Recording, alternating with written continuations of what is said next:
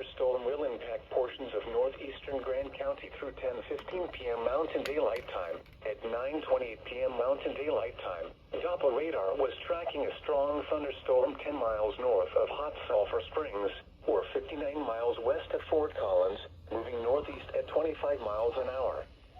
Hazard: winds in excess of 40 miles an hour, brief heavy rain and penny-size hail.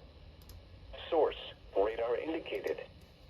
Impact: gusty winds could knock down tree limbs and blow around unsecured objects. Minor damage to outdoor objects is possible.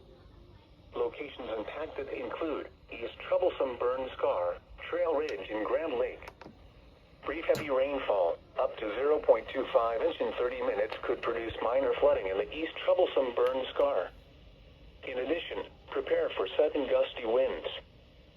Secure loose objects and move to a safe shelter inside a building or vehicle. If outdoors, consider seeking shelter inside a building. Frequent cloud-to-ground lightning is occurring with this storm. Lightning can strike 10 miles away from a thunderstorm. The 9 p.m. observation